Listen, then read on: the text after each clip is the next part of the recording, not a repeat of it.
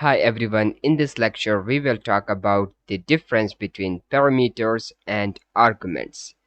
So, parameters are variables listed inside the parentheses of the function, while arguments are the values that are sent to the function when it is called. So here in this diagram, a, B, C are known as parameters because they are defined inside the parentheses of the function, while 1, 2, 4 are called the arguments because they are passed to the function when it is called.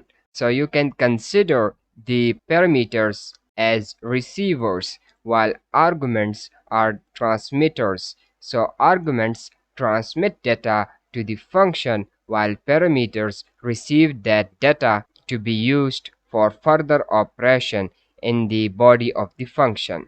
So I hope that you have understood the difference between parameters and arguments, and I'll see you in the next lecture. Bye bye.